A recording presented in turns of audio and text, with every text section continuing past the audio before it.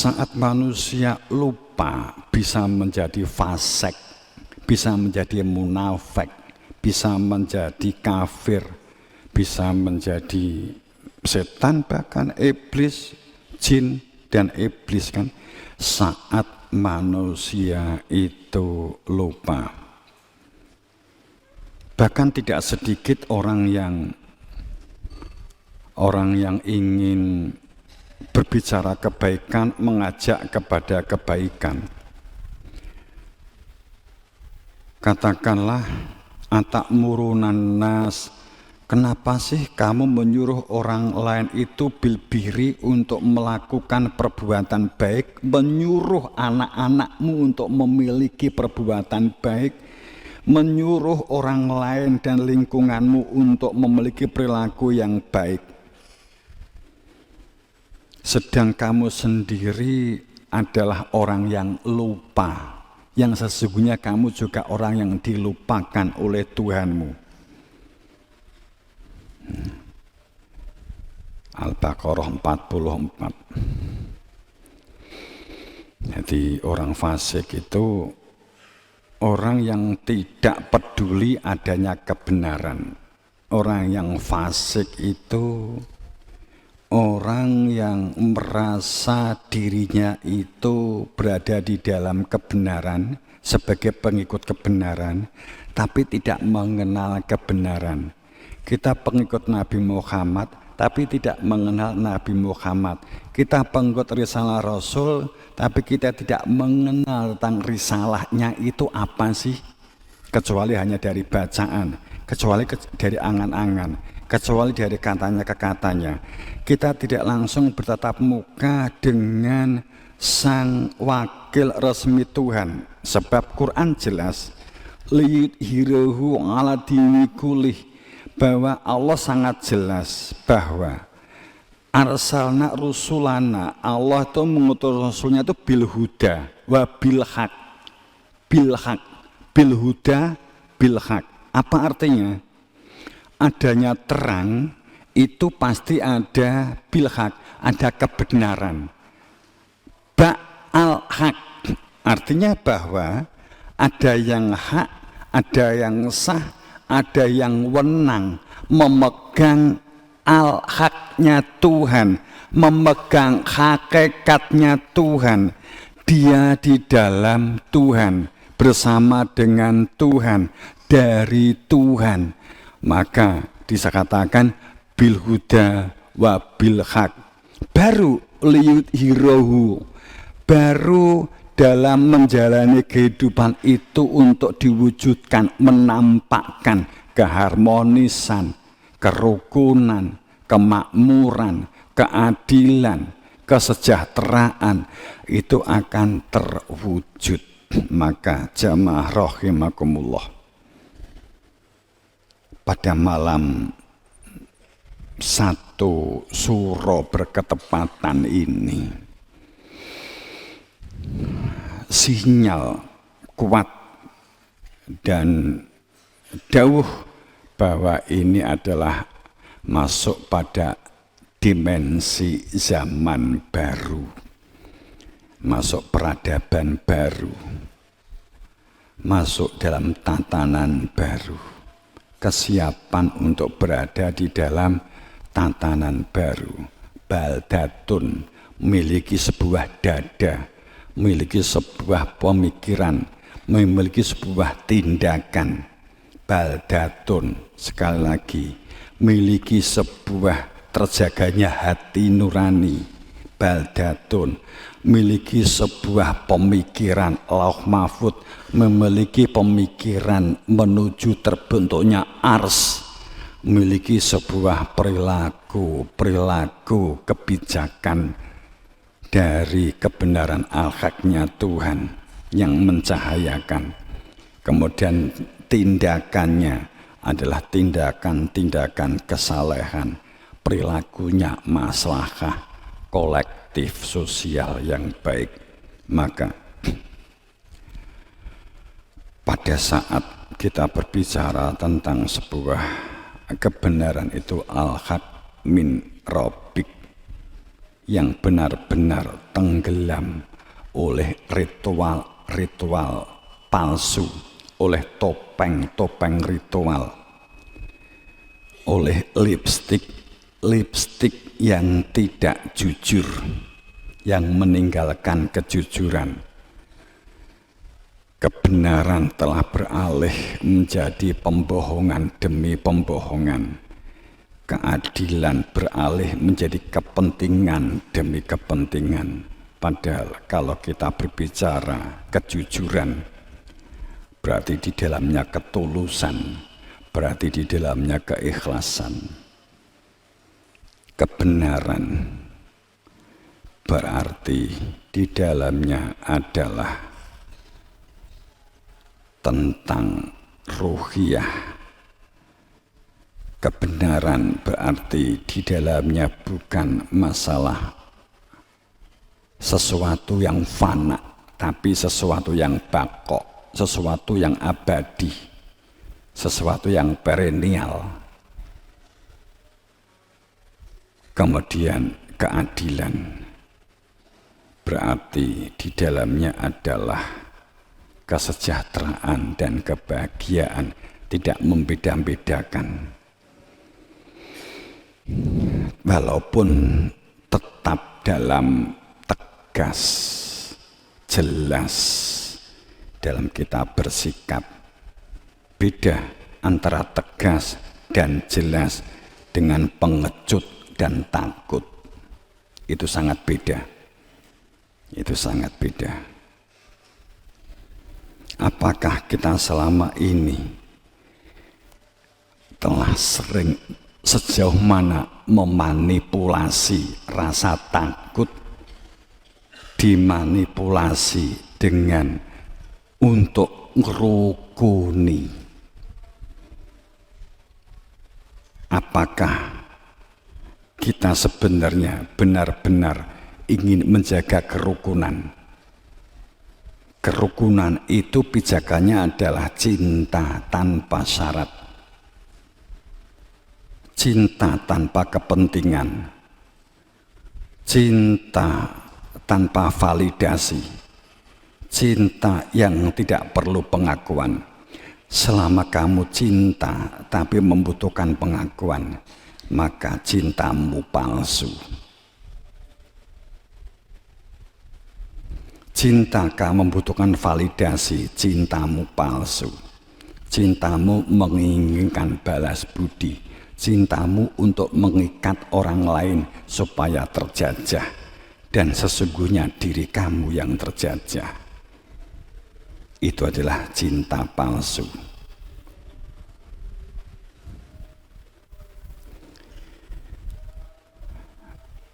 Ajaran Nabi Isa tertinggi adalah kecintaan. Saat pipi kirimu ditempeleng, berikan pipi kananmu, dan jangan pernah ingin membalas. Masalahnya apakah? Itu orang-orang yang pengecut atau sesungguhnya orang-orang yang manipulatif?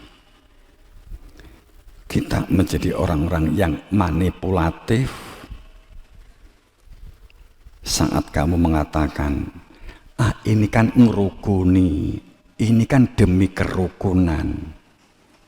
Biasanya narasinya kan begitu. Tapi sesungguhnya kadang yang sebenarnya aku penakut, aku takut tersisihkan, aku takut diabaikan, aku takut tidak diperhatikan, aku takut. Sesungguhnya itu bukan masalah rukun demi cinta, akan tetapi manipulasi karena pengecut. Yang mana kalau ini sudah dibuka, tafakuri diri sendiri masing-masing, sering menjadi sang pengecut atau sering menjadi sang perekat kesatuan. Mana yang benar? Mana yang benar? Kamu sering menjadi sang pengecut atau sesungguhnya memang menjadi orang yang benar. Ngakunya kepada diri sendiri saja.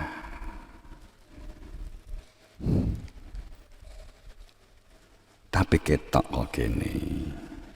Tapi kan hanya Roma aja yang tahu. Enggak saya buka. Enggak.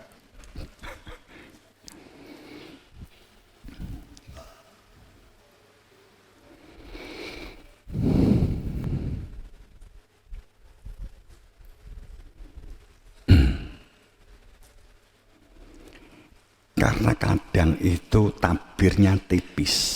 Tabirnya tipis.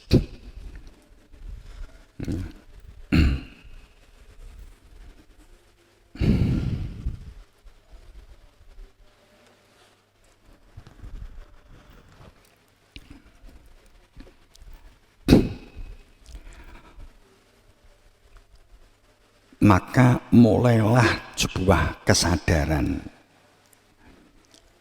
bahwa portal, yang saya maksud portal itu gerbang. Gerbang. Kalau kamu masuk ke pondok, ke Pemusda, maka kamu di depan itu ada tulisannya Pondok Sufi. Itu namanya kamu, itu portal. Portal. Kemudian masuk ke dalam portal. Saat pintunya ditutup, maka portal itu harus dibuka supaya kamu dapat masuk. Pada saat dibuka, maka portalnya adalah diri kamu sendiri. Saat pintu fisiknya itu sesungguhnya terbuka, akan tetapi kadang yang menjadi tutup itu adalah karena rendah diri. Yang menjadi tutup karena mungkin kesombongan, yang menjadi tutup karena kehormatan, yang menjadi tutup bisa karena gengsi, yang menjadi tutup karena kuburan-kuburan. Itulah tutup. Portal-portal itu harus dibuka supaya kamu masuk ke dalam gerbang. Maka portal kuburan harus dibuka, portal gengsi, iri, dengki harus dibuka. Maka portal utamanya adalah kejujuran. Beranilah jujur kepada diri kita sendiri, kepada dirimu sendiri, akan menjadi portal keberlimpahan bagi diri kalian, bagi diri kamu. Saat kejujuran kamu buka, maka kamu akan menemui kebenaran. Maka saat seseorang portalnya tidak dibuka, portal kuburan, portal gengsi, wujudnya pakaian, wujudnya jabatan, wujudnya merasa lebih pintar, wujudnya keturunan, wujudnya keakuan, egois. Maka portal inilah pada saat tidak dibuka, seseorang itu cenderung sepertinya 99% akan menjadi manusia prasangka. Menjadi manusia prasangka, menjadi manusia anggapan, menjadi manusia yang akhirnya manipulasi, akhirnya mengatakan sesuatu yang tidak sesuai dengan fakta hanya karena tidak mau membuka portal kuburan. Akhirnya dampaknya, maka mulailah dia bertopeng, mulailah dia menggunakan lipstik, mulailah dia kehidupannya formal, hanya tampak hebat tapi keropos di dalam. Itulah pada saat ada portal yang hilang, yakni kejujuran. Yang kedua kebenaran. Yang ketiga adalah keadilan. Saya jadikan satu menjadi satu kalimat. Portal ini adalah kesadaran aguru-guru. Saat kamu memahami aguru-guru, kunci fundamental, yang sangat mendasar, yang membentuk kepribadian tak terhingga, kecerdasanmu akan berproses. Guru-guru fungsinya untuk membebaskan dan mencahayakan diri. Itu portal ini dibuka. Saat tidak dibuka, akhirnya prasangka. Kalau enggak percaya, kamu sering ingin melihat sesuatu, kenal seseorang, ingin kenal seseorang, tapi enggak ada keberanian untuk sekedar bertanya, untuk masuk ke rumahnya orang itu. Maka karena sudah ada angan-angan, maka otakmu itu akan berpikir, kira-kira apa yang jerone ya? Piye ya wong ewi ya? Nek kenal piye ya? Maka kita akan mencari informasi tentang dia. Saat salah, maka kita menjadi manusia yang salah perspektif. Maka gentle, orang mengatakan demikian, itu adalah mendasar. Ada keberanian, itu hal yang mendasar. Saat orang itu takut apa dulu? Antara takut dan cinta. Takut apa dan cinta seperti apa yang dibolehkan dan yang tidak dibolehkan. Cinta kepada Allah atau takut kepada Allah? Nah, itu. Cinta kepada Rasul atau takut kepada Rasul? Cinta kepada dunia atau takut kepada dunia? Yang mana? Sebelum Romo jabarkan, perspektifkan di dalam diri kita.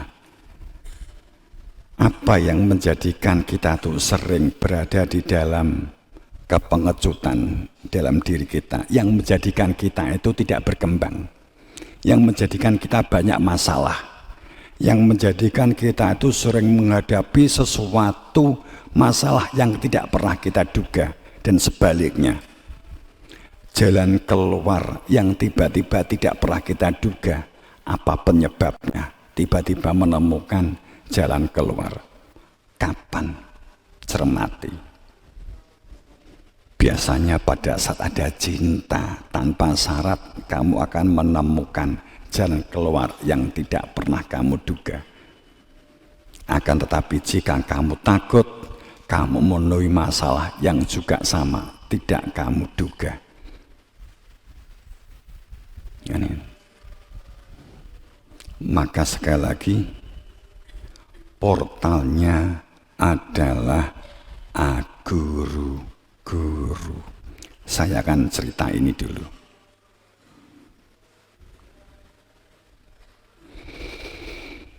Pahami hakikat siapa guru itu.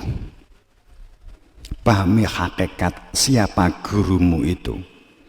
Pahami hakikatnya, pandanglah keberadaannya sebagai cahayanya, cahaya Tuhan, sebagai kebenarannya, sebagai al-haqnya, pembawa al-huda, yang menunjukkan jalan pulang selamat kembali kepada Tuhan.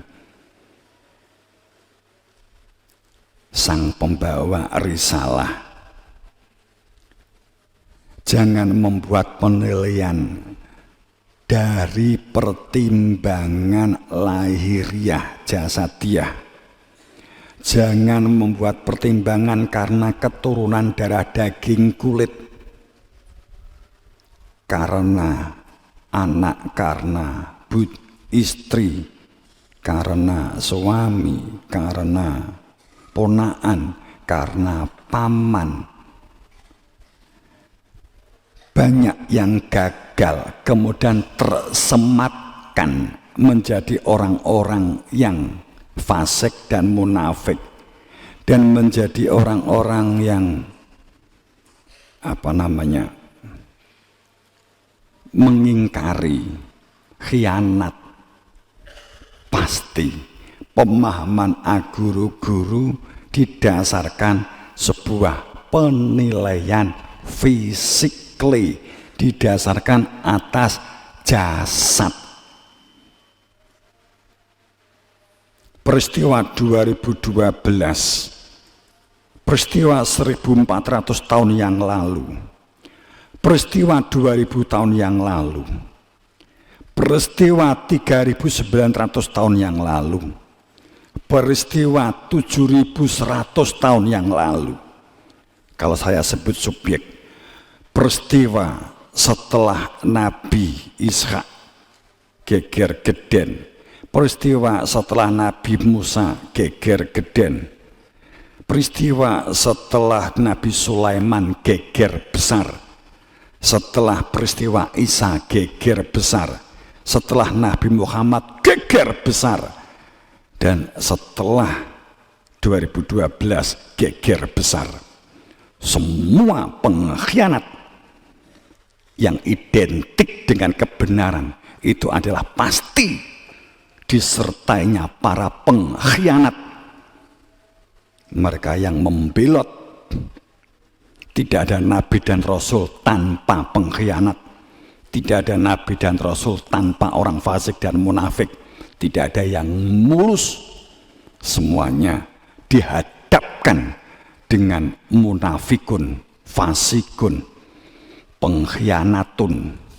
Itu adalah seperti melekat pada pembawa kebenaran. Ciri Imam Mahdi Satrio Piningit Ratu Adil, pasti seberapa besar pengkhianat-pengkhianat itu dapat tidak sekedar 1-2 dihitung, banyak. Itu ciri.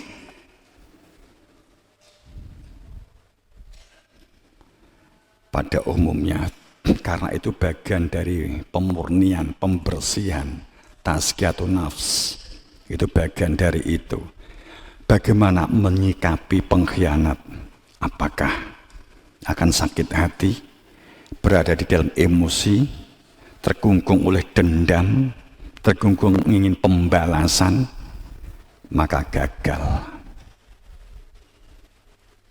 Karena pada umumnya orang jika dikhianati susah, bingung, judek.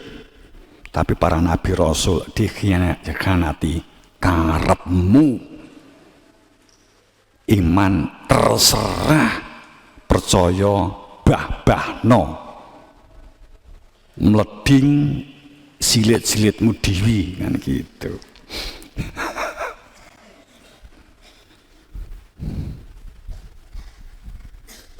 Salah satu kesakitannya biasanya seperti itu.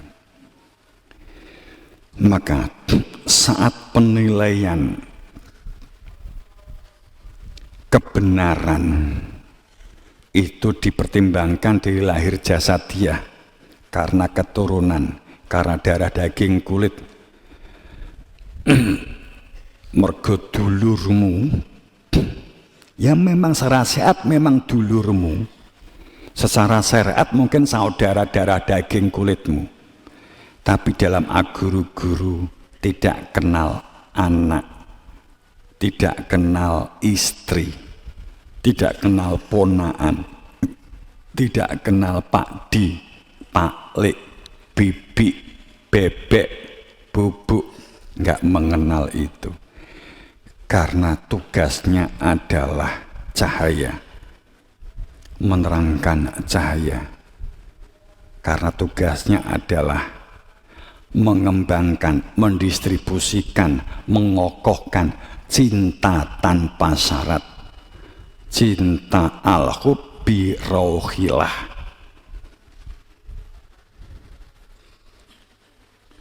Tidak didasarkan darah daging kulit.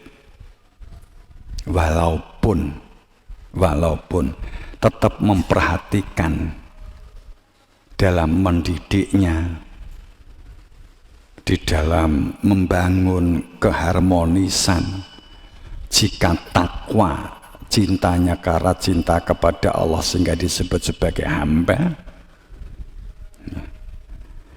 akan tetapi jika ternyata keluarganya memandangnya hanya jasad, bukan kesadaran ruhiyah, maka tidak ada keberatan sedikit pun untuk melepaskan. Walaupun nenuwun ini tidak terjadi.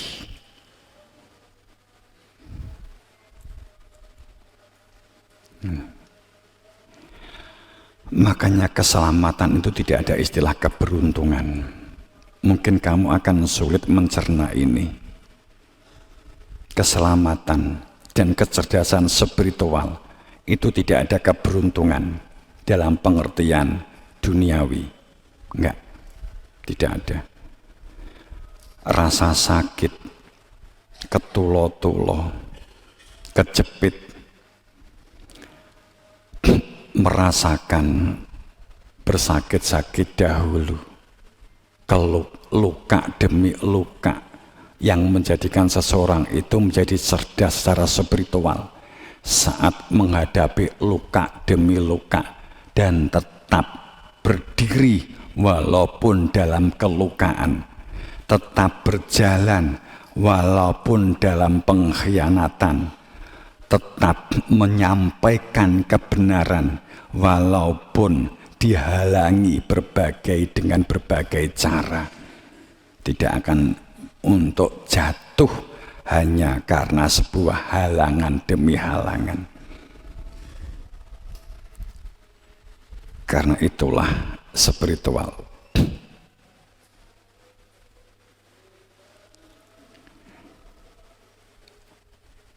Kalau dunia, usaha, makan, minum bisa jadi ada unsur keberuntungan, untung, oke.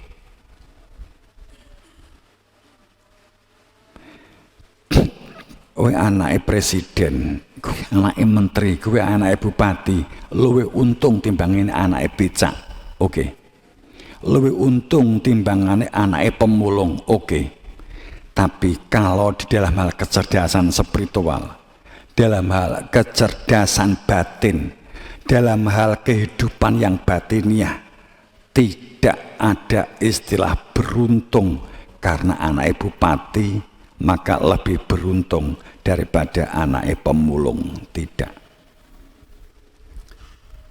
Jika rasa iri, dengki, dendam, dan pemarah, kelukaan demi kelukaan yang diterima itu dapat diterima dengan jujur, dengan tulus, maka akan lebih cepat memproses anaknya pemulung untuk menjadi lebih baik.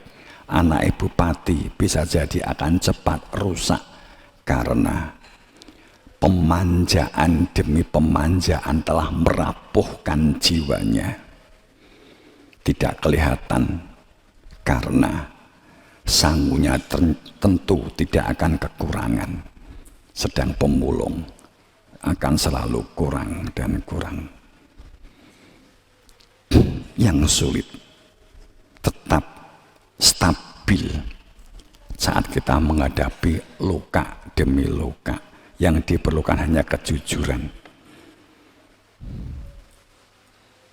Percaya, pasti masih banyak orang yang peduli dengan kehidupanmu. Kalau saya sendiri, saat ada seseorang yang datang, kemudian mungkin pinjam uang atau minta sangu, apalagi jika untuk sekolah, untuk pendidikan, umpamanya begitu. Bukan masalah minta uangnya, pinjam atau apapun namanya, akan tetapi masalah perilakunya. Saya tidak silau dengan orang yang prestasi hebat. Sekaligus saya juga mohon ke anak-anak saya, katakanlah Anak-anak saya kan tidak hanya Mas Hasan, Mas Husain dan semuanya. Akan tetapi kesungguhan di dalam memproses belajar, itulah yang penting. Saya tidak silau dengan orang yang prestasi terus ranking, akan tetapi hasil mencontek. Umpamanya yang begitu, hasil tidak jujur. Lebih baik dia nggak bisa pelajaran, tapi punya kejujuran. Ini jauh lebih baik. Karena ini yang diperlukan. Kejujuran dan ketulusan, kesungguhan berproses. Belajare podo sak jame, podo rong jame, sing sijine memorinya bagus, sing sijine memorine delek. Apakah kemudian kita skeptis, negatif kepada yang tidak mampu? Enggak bisa, enggak begitu polanya. Pun dalam kehidupan juga sama, bukan itu.